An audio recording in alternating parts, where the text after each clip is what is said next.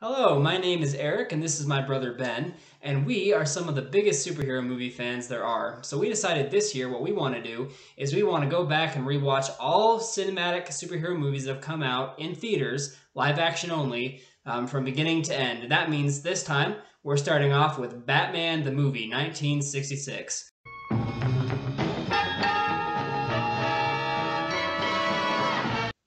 Batman the movie, 1966, featuring Adam West as Batman, is a mess. We're going to start by talking about the story, and I will say if there's one word to describe this story, it's disorganized. There is no linear, it's not point A to point B. It's point A to eventually point B with a whole side quest in between. Yeah, I mean, the way that the movie is organized, so there's really two things that are happening. One is you got the villains, including the Joker, the Riddler, the Penguin, and Catwoman, all of who want to use this new tech that's come out to disintegrate the world leaders and then use them as ransom for like $1 billion. But they know that in order to do that, they first have to eliminate Batman and Robin, and that's what the movie focuses on. A huge chunk of it, up until really the last 30 minutes, is just that, them coming up with all these different ideas to try to kill Batman, and it does meander a lot. What I would say to me, though, what bothers me the most about it would just be the fact that everything is just so convenient. Oh, yeah. In the way that it plays out. You got, like, the Riddler has these riddles that kind of drive the plot forward, and they make no sense. Not at period. all. But immediately, like 2 seconds after he launches these riddles, Robin will give you this really weird random answer, and they just roll with it. And it's like, okay, so clearly the answer to that is a sparrow with a machine gun. Mm-hmm. Therefore, it must be the Penguin behind. It makes no sense. Yeah, it's absolutely ridiculous. And a lot of the things, like the riddles don't make a lot of sense, and then the answer they give is like a ballpoint banana. It's like it doesn't mean anything, but they still were able to figure that out. Not only did they figure it out, but they pieced it together so that it would actually, be like, oh, so I guess that this means that we need to go and save the Catwoman, or whatever she was calling herself. That's part of the problem. Another part of the problem is just the writing. It's kind of lazy. They have a lot of ex machinas, or it's a storytelling device that's just where everything just kind of perfectly happens to save the heroes. Like there's an example where a porpoise just comes in and saves Batman and Robin from a missile. It's funny. It's really funny, but you can't give it points for writing. They didn't put a lot of effort into the writing. Yeah, I mean, that was one thing I was going to say is what saved this movie to me, because the story, like we've been talking about, it's kind of all over the place. It doesn't make a lot of sense, but it is funny. And the way that they tell it, and that's what saved, there's a comedic value to it. And what I will say for it also is that you can tell when they made it, they weren't going for some brilliant big scheme. They were trying to make it fun, they were trying to make it light, and the story that they told and the way that they told it worked for me in that way. They made what they wanted to make, and I enjoyed what they made. So it did save it a lot for me. I know there's a lot of issues, but I actually do enjoy the story of it. It's simple, and it works for what they were going for. So for me personally, I actually gave it a 4 out of 5. I did dock it a little bit, just because of how convenient everything was and the fact that it did meander a lot, especially up until the last 30 minutes of it. But it was the way they told the story was just fun, so I enjoyed it either way. Yeah, I had to give it a 2 out of 5. I can't give it too many pity points. And like you said, this isn't an Alfred Hitchcock. This isn't some amazing, well-written story. So I had to give it a 2 out of 5. Again, it was fun to watch, but it wasn't something I'd watch again. Listen to these riddles. Tell me if you interpret them as I do. 1. What has yellow skin and writes? A ballpoint banana. Right. So next we're going to move on to the actors and the characters of the movie. And so right off the bat, you got Batman, who's played by Adam West. And something that you got to understand about Adam West is he is not Christian Bale, he is not Ben Affleck, he's not even Michael Keaton. He's his own Batman. You got to look at him as his own thing, because he is a character that they portray as being really light, not very violent, and he works with the cops. He's basically an extension to the cops. Yeah. Parole, so to speak. And so it's like, he's not the Batman you expect from today. If you're going into this thinking about the Dark Knight, change your mindset, because Adam West's Batman is not the Batman of today at all. No, not at all. I will say that at one point, Commissioner Gordon actually refers to Batman and Robin as, and I'm quoting here, fully recognized deputies of the law. It's not at all what I mean. He's not fighting both crime and the police in this one. He's recognized by soldiers. He's recognized by. I will say Adam West did a great job. He doesn't really look like the big burly Batman that we're used to today, but I mean he did a great job. Side by side with him, we had Burt Ward as Robin. He didn't play a big role. We'll talk about costume design a little later because that was a little scarring. But I will tell you one thing about their dynamic is in this movie they got along, and Batman respected Robin, and whenever Robin like suggested something, Batman considered it. That's not something that we got in our last adaptation of Batman and Robin. George Clooney did not respect Robin. However, Adam West did. Yeah, and you know, Burt Ward as Robin to me is like, Robin's kind of a useless character to me. I don't see a lot of use in him. His main job in this movie is just to point out what was happening to the audience. He answered the riddles that would have been impossible without him there to answer. So he had a little bit of use, I suppose. But yeah, overall, he was good. He did what he needed to do. He isn't someone that I really love to watch. Yeah, this isn't Teen Titans Robin. This isn't a Robin that has much to do. This is Batman and Robin. Yeah.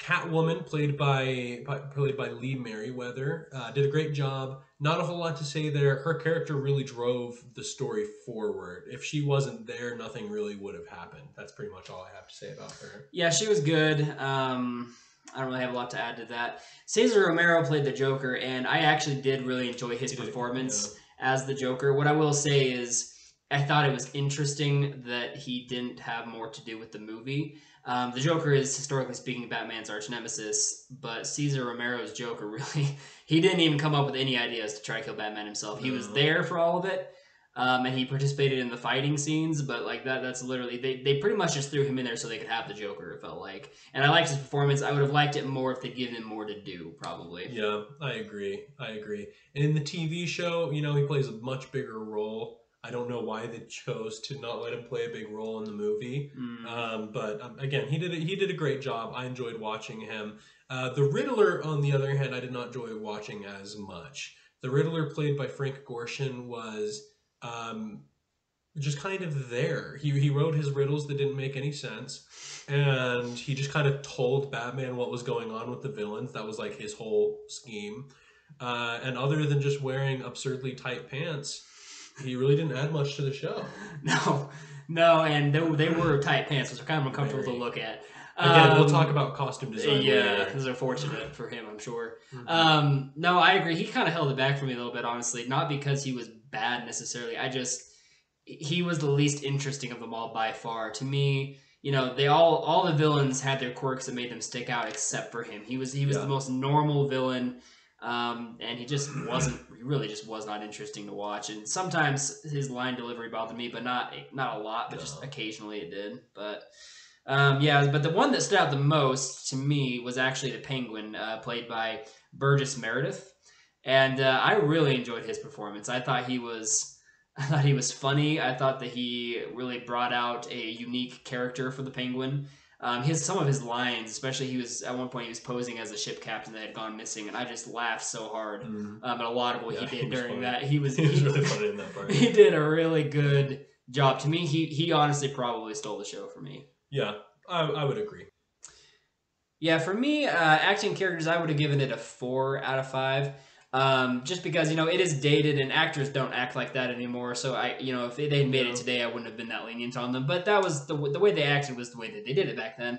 But the only thing really holding it back with all that said is really the Riddler and Robin to me. Everyone else was great. I had no issues with any acting or any of the characters. Yeah, I'm gonna have to give it a 3 out of 5 because in general, like dramatic scenes where they were just like talking to one another, I would say that they did a pretty good job. But when we got to like the action scenes, it was so laughably bad that I had to take it off. I will say this: acting in this case is dated. In the 60s and not in all of the 60s, but in many of the movies in the 60s, overacting was very popular, and so they did overact. And the writing allowed them to do that in a sense, like they had a lot of alliteration that allowed for overacting. But that said, it hasn't aged particularly well. But even if we are just judging it by its time, I have to give it a 3 out of 5 because the whole movie wasn't just dramatic scenes. They had action scenes that were just not good. The penguin! Our friends make peace. Have a shake on me. Now we're going to talk about the action. The action was so bad. I thought it was... Well, it's very funny. So the movie isn't full of action. I mean, there's like a lot of action that takes place to keep the thing going. However, the best parts of the movie are the parts that don't have action in it, by far.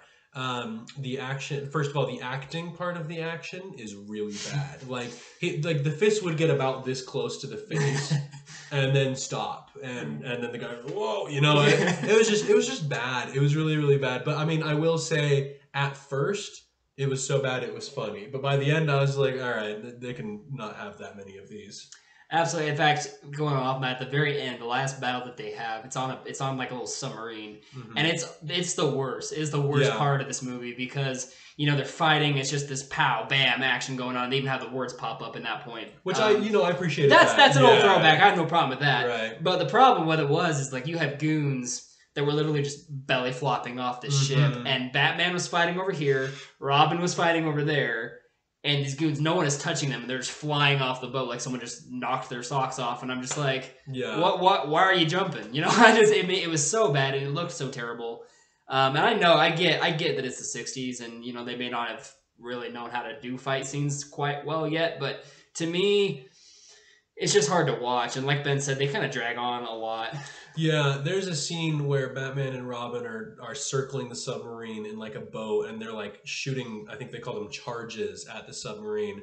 And that scene is about 25 seconds too long.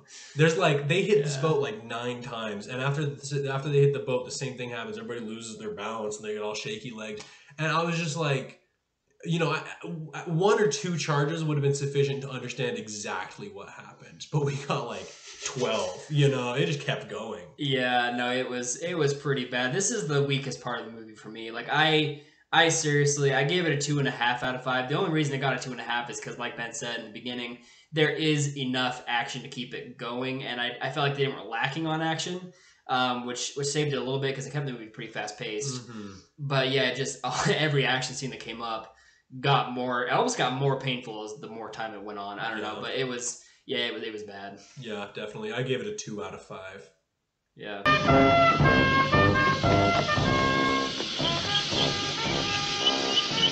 Some days you just can't get rid of a bomb. Cinematically, this movie was surprisingly good. We have Leslie H. Martinson as the director, and the way that he directed it was in some ways a lot better than some of the directing that we get today. First of all, I really like the big long cuts that he had. In modern movies, you have lots of really flashy, lots of jump cuts, and it can give you a headache. But in this one, the scenes were nice and long, and the cuts were nice and long, and there was never a question about what was happening in between takes, which was nice. I want to talk about the costume design for just a minute. The costume design was tight. The one word to describe the costume design was tight. And I don't mean like a cool hip tight. I mean like the pants were way too tight on everybody. That's pretty much my main issue with the costume design. I mean, yeah, it's dated, but it's not the worst thing in the world. Set design. The set design was hysterical. The Batcopter made me laugh every time I saw it.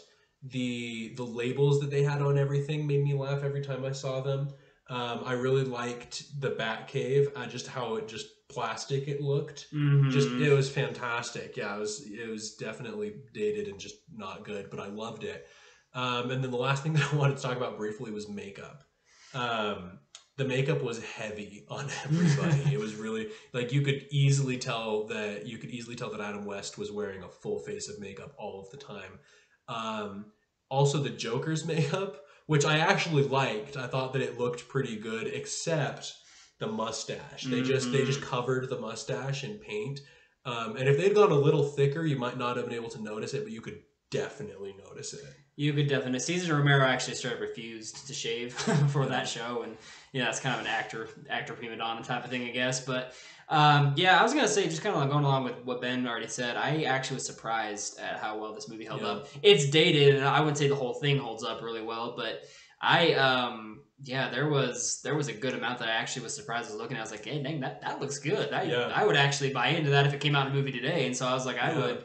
They're not all of it, but I think a good chunk of it is. I agree with Ben. I gave it a 3 out of 5 on cinematics. I just thought it was good for what they did. Yeah, I had to give it a 3 out of 5 because the camera angles, the directing was just good. It was just good for its day. It was good. I mean, it's not like 12 Angry Men good, but it's still good. And for our day, like, I miss it a little bit. I miss those long takes. I miss when cinema used to be more like a play. Yeah. But I still have to take off those 2 points for costume design and makeup and set design.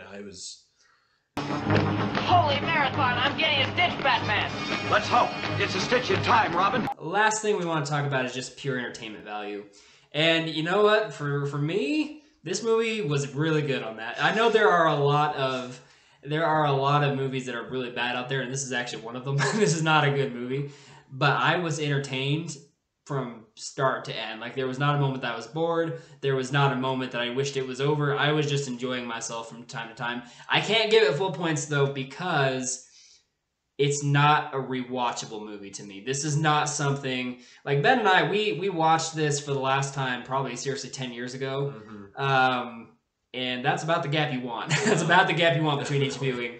It's funny and it's a good time, but there's only so much of it you can take, and I seriously am going to need at least a year, if not more, to watch this. And I'd probably also never watch it by myself. So there's the rewatchability value is extremely low on this thing, but I will say that when you're watching it, there's nothing about it that's not entertaining, at least for me. So I gave it a 4 out of 5 on entertainment. Yeah, I can't be that generous with it, unfortunately. To me, this movie is entertaining like the Sharknado franchise is entertaining. Like, it's fun to watch once, but mostly like just to make fun of it. Like, it's not entertaining in the way. Here's what I will say. Because of how many action sequences that there were that were just not good, I don't think I could sit through it again, like Eric said, without another 10 years in between. And if there was 10 years that passed, I would also need to have somebody with me that also enjoyed watching it, because I can't do it on my own. And because of that, I mean, I laughed and I had a good time watching it, but I can't give it any higher than a 2. I think that those extra 3 points should be saved for movies that I'd be willing to watch at least, in a month or 2. But yeah, I can't give it the extra 3 points. It's fair. We look at that quite differently, but that's okay. So we have averaged out all of our scores, and so the way we're going to rate these movies is we'll take the average of our individual scores, add them together, and then average those. And this movie, with all of our scores combined, averaged out to about a 2.95. Yeah, which I think is generous. It's a generous rating. We do like to keep it in 2 digits, so we round it up to a 3.0, which is pretty much right in the middle between us. Which is what we'd want to give it. Yeah. I gave it a 3.5 total. He gave it a 2.4 total. Yeah, it was a 2.4. So it's pretty much in the middle, leaning more towards me a little bit, but it's all right. It's a good movie. I would recommend it if you're just looking for something stupid to watch with some friends, but I wouldn't recommend it if you like The Dark Knight to a point where you define Batman as that. Yeah. Because you won't like this movie if that's how you define Batman. Definitely not. Period. This is a Batman parody. If you look at it as a Batman parody, you might get away with it. Yeah, that's true. That's true. Although if you're looking for a Batman parody, there are other superhero parodies that you might have more fun with. But yes, it was a fun movie. I guess we'll give it the 3.0, 2.98. And we'll see you next week where we talk about Superman. Superman the movie. We'll see you next time.